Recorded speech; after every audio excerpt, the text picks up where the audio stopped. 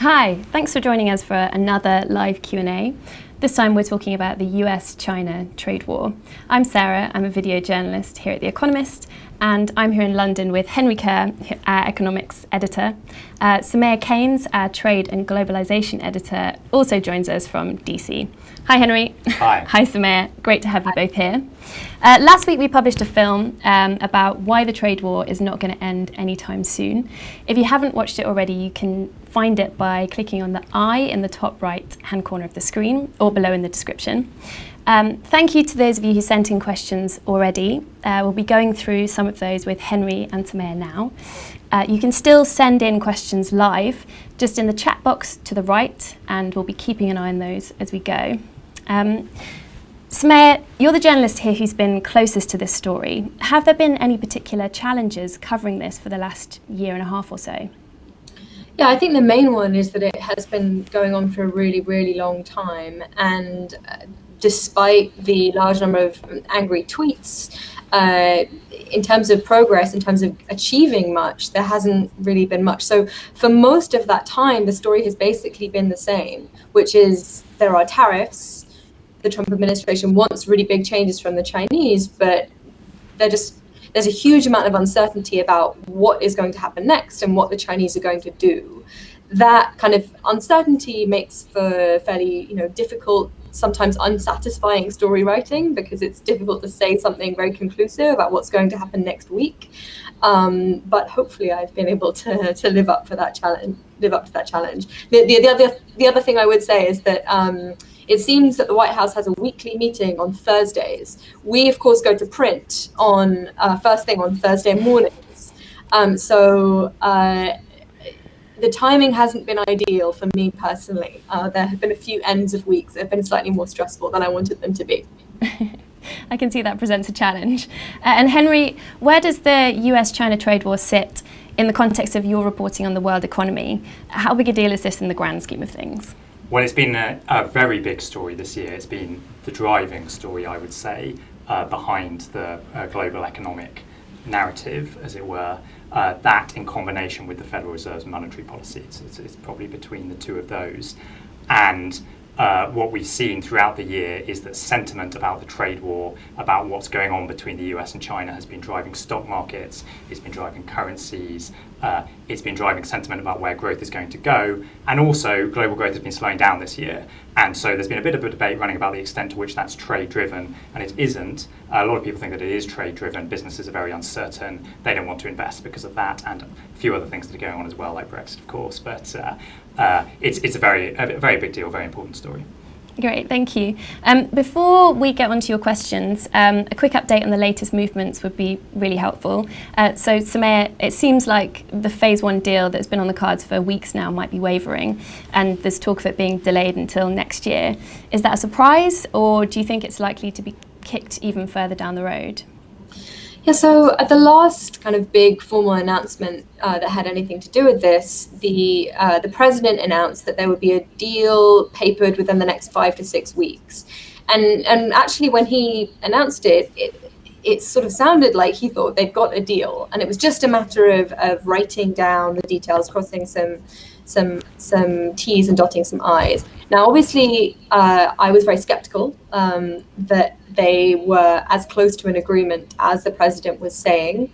The devil is all in the detail of these deals. Without a text, without something on paper, concrete, both sides can kid themselves that they're quite close to an agreement. And then when they see that text written down, they discover, oh, actually, no, we're not willing to live up to those obligations.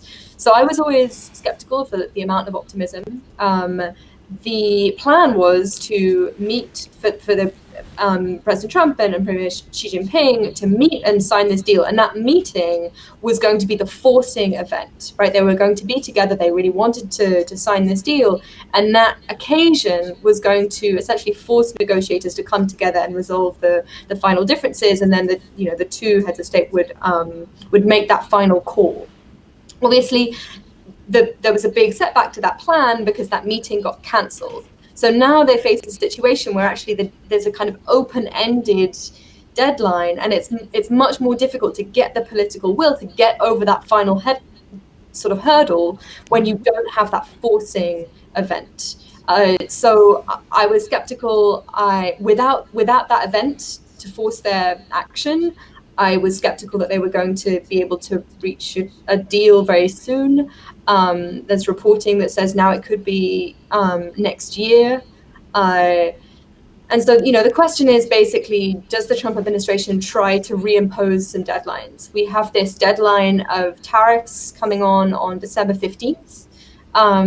Does the Trump administration say, well, unless we get a deal by then, we're going to raise tariffs on a huge number of products? Could that be the thing that forces a deal? Or could it just be the thing that essentially means that the talks break down completely and it kind of becomes much more acrimonious?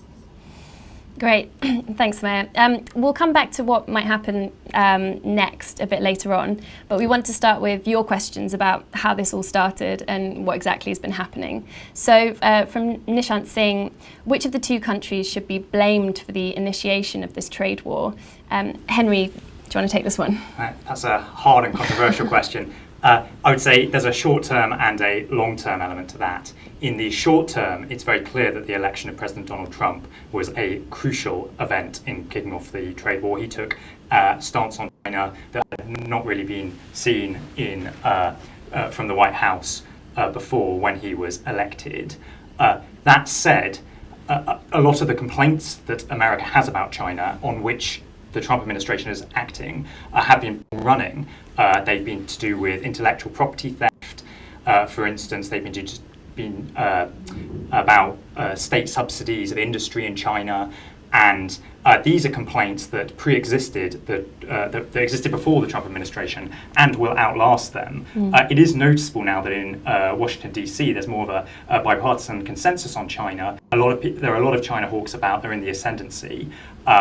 But in terms of the causation, it just goes to show that those issues were sort of probably even without the Trump administration would have come to a head sooner or later, given the geopolitical forces involved. So I'd say it sort of depends which timescale you look at. Yep, thank you. It's really interesting. And some of you had questions about a data set that we used in our film about the trade war. It should be coming up on your screen now.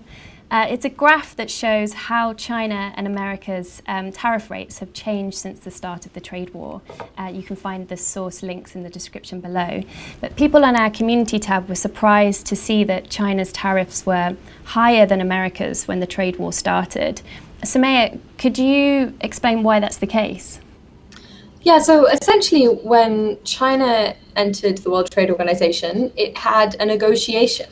Its first big negotiation was with the US. Now, within the World Trade Organization, there tends to be a difference between the tariff obligations that richer and poorer countries have. So richer countries tend to have lower tariffs. Essentially, they've been through all these rounds of negotiations to lower their tariffs, kind of in recognition that often these tariffs aren't very good for them. But developing countries essentially don't have as many responsibilities within that trading system. They tend not to have negotiated their tariffs down so much. So China is sort of, on average, not a rich country. It's obviously very large. It self-declares as a developing country within the World Trade Organization. As a result of the negotiation with the US, it ended up with higher tariffs on average with the US. That said, China actually has much lower average tariffs than other comparable developing countries. Right, so the US actually did negotiate pretty hard with China when China entered, so that China actually had more responsibilities when it entered the trading system than its kind of developing peers. So, one needs to be careful in terms of which takeaways you draw from that chart, showing that China's tariffs are on average higher than America's. Great, thank you. We've actually just had a live question in, so you can decide who's going to take this. Will the trade war bring about the increase in currency rate of RMB? So I can take that. Yeah. So typically what's happened throughout the trade war, every time things have gone badly or the trade war has escalated, that has led to the decline of China's currency, the renminbi, against the US dollar.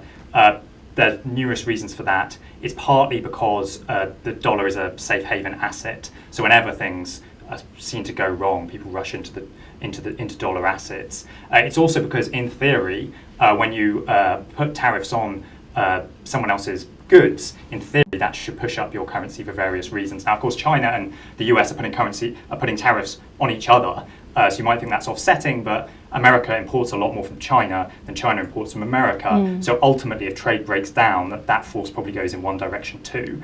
So, and there was actually a pretty seismic event earlier this year when China, which manages its currency, that's the other difference, of course, between between America and China. China manages its currency, and it's allowed the renminbi to weaken through the symbolic threshold of 7 to the dollar, and that was seen as a very important event. And when that happened, stock markets moved a lot as well. I think if you would see the resolution of the trade war, you'd probably see some movement in the other direction. I think the dollar would weaken and China's currency would probably strengthen somewhat. If it worsens a lot, I think you're going to continue to see the dollar strength we've seen. Great, and there's another live question that kind of follows on from that, from Ricardo Hamilton. Is the US dollar's global dominance at risk? That's a really good question. One of the curious things about the current decade is that China's economic rise has become clearer and clearer and has sort of come to dominate the global political and economic agenda. But at the same time, economists are realizing that the dollar is even more dominant than they thought internationally in the global financial system, in trading flows. Lots of trade is invoiced in dollars, even between countries, neither of whom use the dollar. And economists have been uncovering things like this. Eventually, you would expect, if China continues to grow at anything like the rate it has, if China's rise continues, and if the sort of ratio of China's economy ever comes to match, the ratio of China's economy to America's economy ever comes to match the ratio of their populations, which is something like 4 to 1, you would expect the dollar no longer to be the global currency. There's a big question mark there about whether that transition can happen at all smoothly, or when it might happen. Certainly America wouldn't like it to happen. So that's one of the biggest sort of questions for this century, I would say, is if and when that might happen.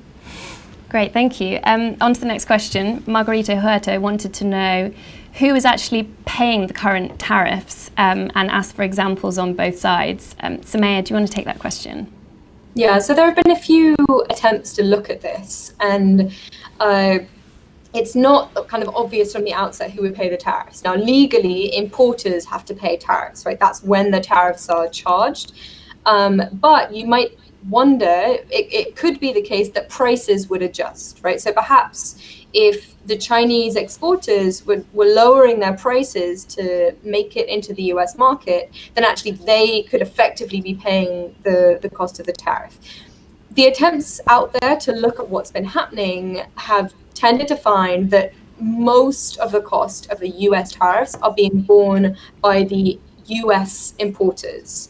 Now, that's not the same thing as US consumers, because obviously, companies pay for the imports and then they decide how to set their prices for consumers. The evidence that actually those costs have been passed on to US consumers is much fuzzier.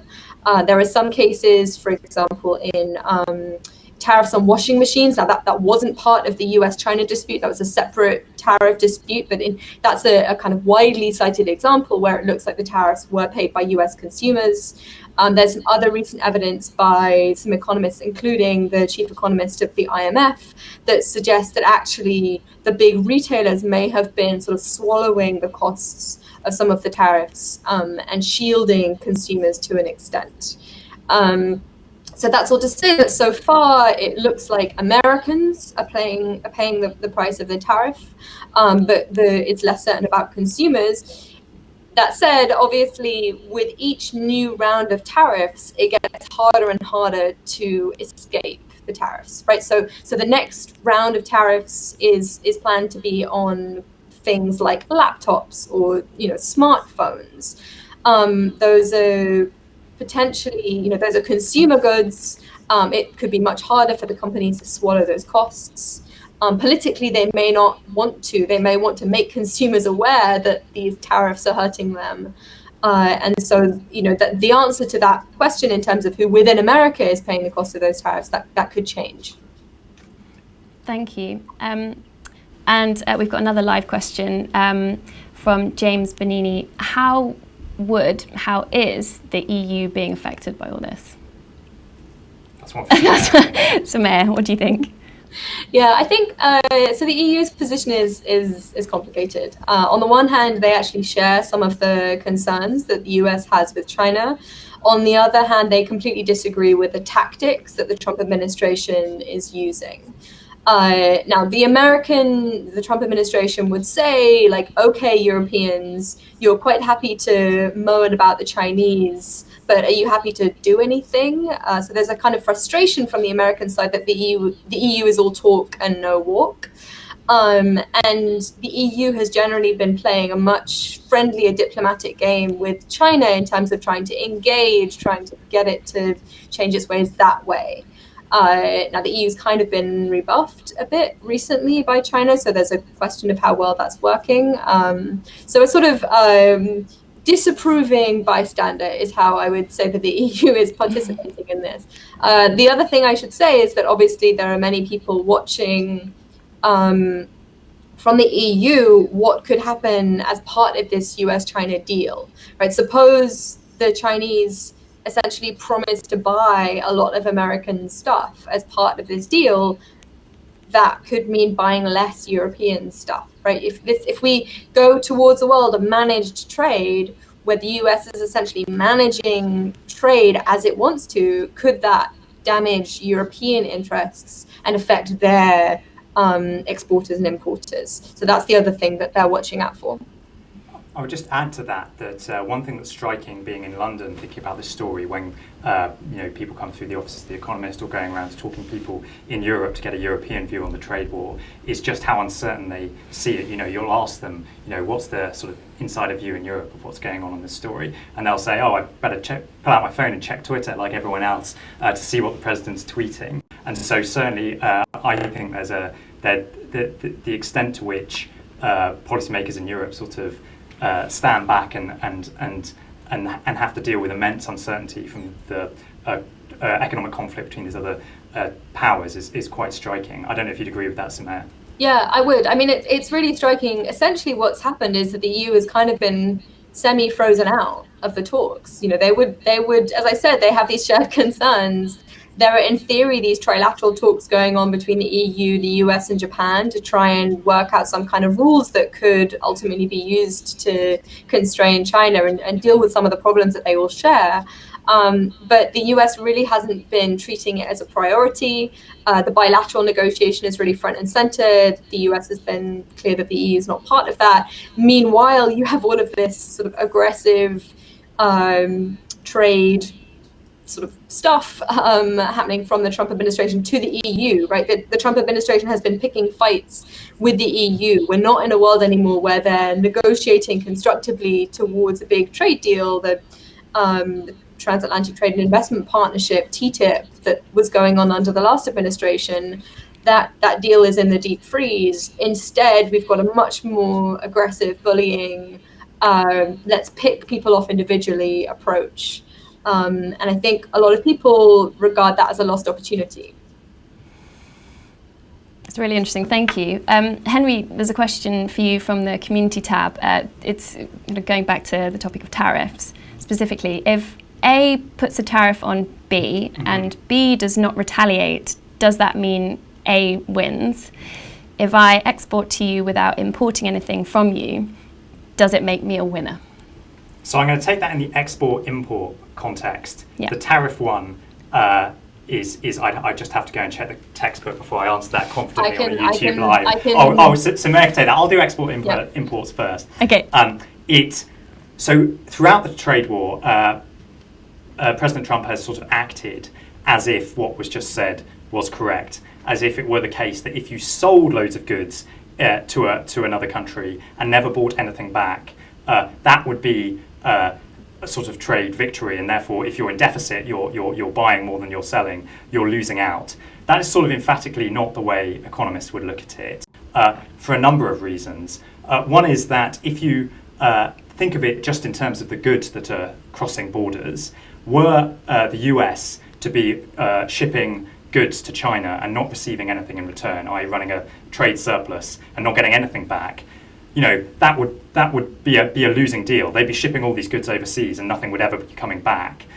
Thinking about it in a simple sense, what would be happening there? Well, they'd be accumulating Chinese currency or Chinese financial assets in exchange for the goods. Now, that Chinese currency or those Chinese financial assets are only of value if you then go back to China and actually buy some goods from China in response, or at least go into global markets and buy goods back. This goes back to a point that the economist Milton Friedman made, I think, when the US was fighting a trade war with Japan, which was, if Japan ships us loads of goods in the United States and all we ever ship back to them are sort of dollars, pieces of paper, treasury bills, that's pretty good. We've got all this stuff and we just sent them pieces of paper. It's only once they try and spend those pieces of paper on American goods that something has to be sent back. Now, the amazing thing about trade as a political issue is that politicians act as if it's in their interests to boost exports and minimize imports, and that's basically because they might have a sort of long-run economic vision that involves doing that, but it's basically because they have lots of exporters banging down their door saying we need access to these foreign markets, we need to win the global race, we want to sell into these markets, and it's basically ultimately shows the influence of those sort of domestic interests on the politicians, the firms, the workers for those firms, that politicians have that sort of mercantilist, maximise exports attitude. And the amazing thing about the global trading system is it manages to sort of convert those instincts, or has until now, until the trade war, it's converted those instincts into energies to get tariffs down across the board so that everyone can benefit from trade. I would really encourage people not to view trade as that sort of zero-sum game where you're just trying to ship your goods to someone else, because ultimately you want something back. I'll let Soumaya take the tariffs one. Soumaya. Yeah, I'm a bit worried though, because viewers might get textbook fatigue. But I'll have a go. Just stop me if it's too much. So I said before about how it wasn't actually obvious who would pay the cost of the tariff, right? So basically, if you are a big country, you can apply a small tariff, and basically the foreign exporters are all going to lower their prices in order to maintain the access to your market, right? So what you've done there is you basically squeezed surplus out of those foreign exporters, and so in a sense, so that the prices of the stuff that you're importing, that's getting cheaper. That's great. They call it your terms of trade. They improve, and so in a kind of partial sense, you are a kind of winner. Now the problem is that other countries do tend to retaliate, right? And so then you have this kind of mutually destructive situation where you're both applying tariffs to each other, you're both worse off. And so the point of a trade deal is to get you to coordinate to move to a better situation where neither of you are applying tariffs, right? Because yes, okay, it might be best for you to apply a small tariff if you were the only one doing it, but ultimately they're going to retaliate, and so everyone's going to be worse off. So trade deals are about getting a kind of mutually reinforcing arrangement whereby everyone agrees no tariffs, and we can avoid that tit-for-tat situation where everyone's taxing everyone else. Great, really clear. Thanks both. So moving on to how the trade war is impacting other countries. The blows in this trade war are being dealt by China and US, but the impact is of course being felt further afield. We've talked a bit about the EU already, but looking further afield, a live question that's just come in is, does this trade war have an effect on globalisation? I don't know who wants to take that, Henry, Soumaya. Sure, so I can speak a bit about it Yeah. first. I expect Soumaya would want to expand. It's absolutely been the case that global supply chains have shifted in response to the trade war. So it has actually benefited countries like Vietnam, like Malaysia, that people who want to sell into America but avoid the tariffs would move production out of China and into those countries, and you can see that already in the data. So the longer the trade war goes on, the more of that supply chain shifting you're likely to see. It's also the case that people might think twice about making very long-term investments just on account of the uncertainty. They don't know what the trade barriers are going to be. Yeah. Anything to add on that, Soumaya? So first of all, globalisation is a very, very big term, and I find it helpful to kind of break it down into a few components. So first of all, so companies essentially have two decisions, right? So how do they locate their production in order to serve the US market? And then how do they locate their production to serve the Chinese market? Right. The reality is that the Chinese market is growing. It's massive. That's where a lot of the opportunities are. Right. And so those shifts in demand, those structural shifts in demand, are having a first order effect on what companies are doing. Right. So then the question is, OK, well, how does this trade war affect the way that they choose to serve those markets? And basically, before they might have had one big production hub where they could sell the same product to all markets, and that would be fine. But now it's looking like they're having to think about whether actually they're going to have perhaps one hub in China to serve the Chinese market, or perhaps local Asian neighbors, and they have to move their US rest of world facing hub outside. So that's the kind of the question there. And then there's obviously the question of, okay, well, if they're going to move them outside of China, do any come back to North America? Does production go to Mexico? There's a bigger trend of much more regionalization within supply chains. So companies are using blocks like, within the European Union, or within North America, within East Asia.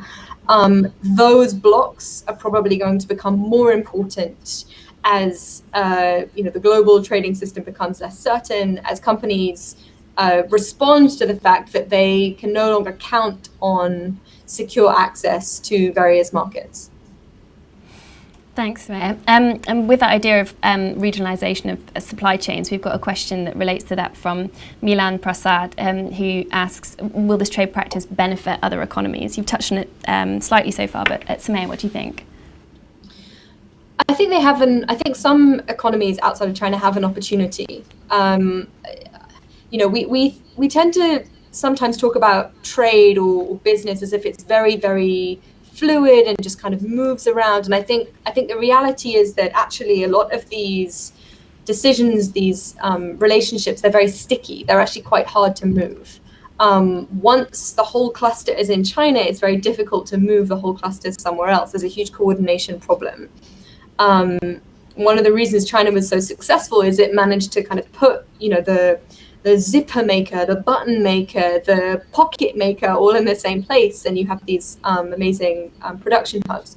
And so those things are very hard to shift. And so now, as a result of all this trade war stuff, other countries now have an opportunity to try and grab slices that previously that were just going to stay in China probably no matter what. And the extent to which they can will depend on a few things. Essentially, there was people went to China because it was big and it had really good infrastructure. Institutions in other places may not be quite the same. The infrastructure might not be as good. The capacity might not be as good. That's one challenge for countries trying to sort of jump in there. China has ports. It has a very, very large labor force who is kind of used to working in particular conditions. Now, you might not like the way those conditions are, but if you're a business, that they're facing some challenges when trying to seek alternative suppliers. And so, really, one of my big bugbears is that sometimes people talk about trade as this force for good and change in a way that's kind of abstract from the institutions that enable that trade, right? And so these countries have an opportunity from the trade war, but if they haven't got the right infrastructure, if they haven't got the right, if they haven't got an educated workforce, if they're going to set up all sorts of all sorts of PR scandals by having terrible working conditions. Companies don't want that either, and so there's an opportunity. I'm not sure whether all countries are going to take advantage of that opportunity as they could, perhaps. Thanks, Soumaya.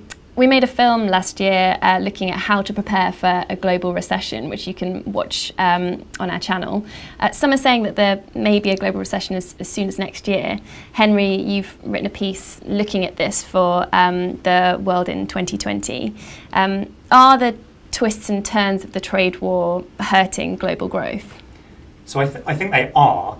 What's really strange about the trade war, though, or unexpected, is that it hasn't interacted with the global economy in quite the way you might expect.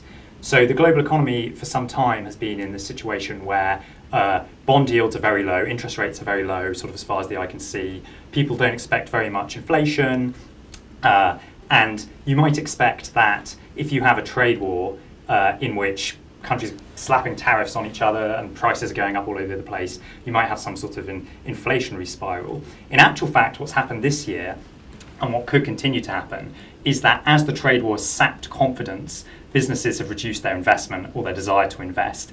As it's created uncertainty, they've reduced their desire to invest. And what that means is that it's sort of contributed to the more disinflationary, the more sort of pessimistic sentiment in financial markets. And actually what that's done is sort of created a more, a sort of deceleration in the global economy, which looks more conventional, i.e. one in which inflation expectations are low, interest rates, long interest rates have fallen. And so the real question is, can the world economy get through the situation it's currently in, where sentiment's low? And then you ask the conventional questions about can central banks stimulate the economies enough to offset that sagging sentiment, and you've got all kinds of issues there about interest rates already being close to zero and not having much room to fall. You might think about governments, whether governments can do stimulus, and then you've got issues there about governments already being quite indebted. So the convention, even seeing off a conventional recession at the moment is quite a difficult thing for the world economy to do, which means you've got to look back to the sentiment on trade and think, is the sentiment on trade going to pick up, and might that rejuvenate everyone's animal spirits?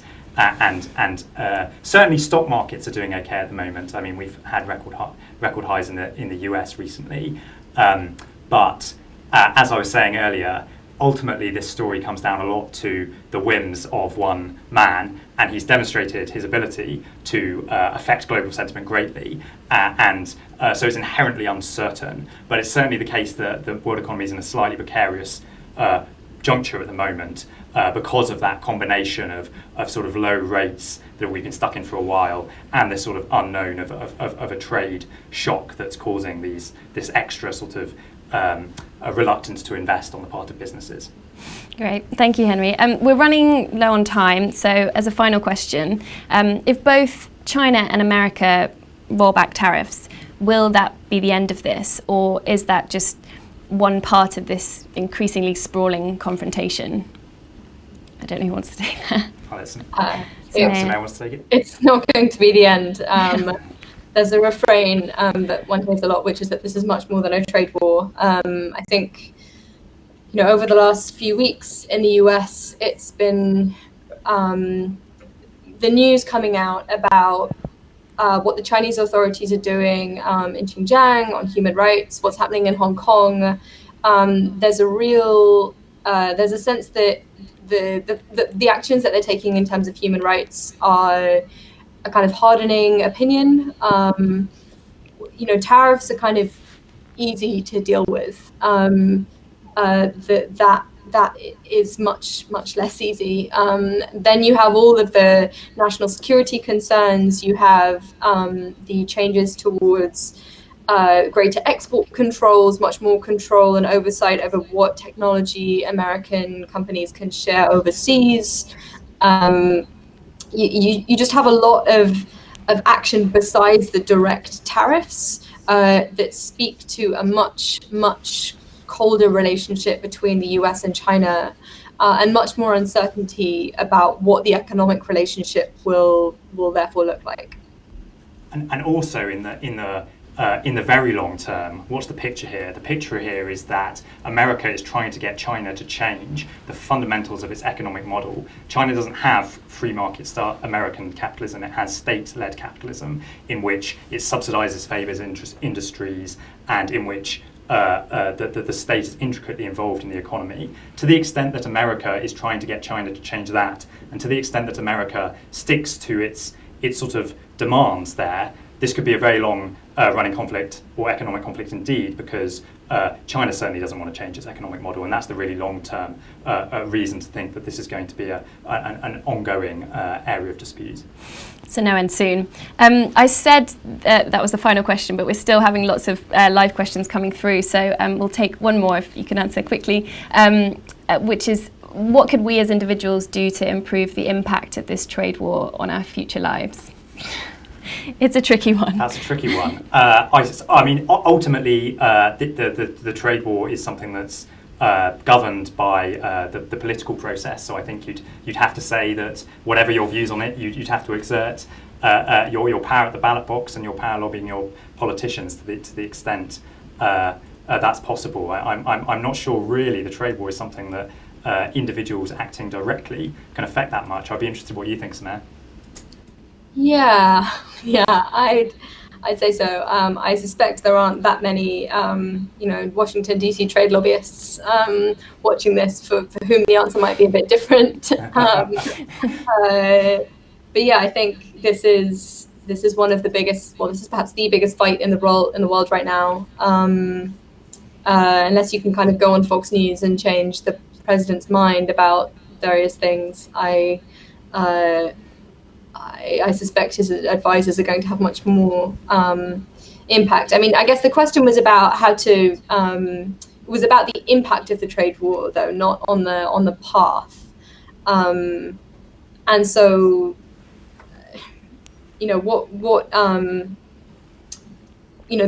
so there's one kind of interesting data point, which is that the number of job openings for trade specialists has been rising very, very quickly. Right, companies are having to hire a lot more people to think about how to manage all of this trade supply chain uncertainty and all this policy uncertainty. So if you want to go and help a company and try to work out how to adjust, then you could, I guess, search on a job search website and try and do that. Is this your pitch for a pay rise now? Sure, yeah, why not? Why not? And on that note, we'll have to wrap up, I'm afraid. Thank you, Henry. Thank you, Soumaya. You've both been great. Thank you for all watching. Thank you for your questions. Don't forget to like and subscribe, and we'll see you next time.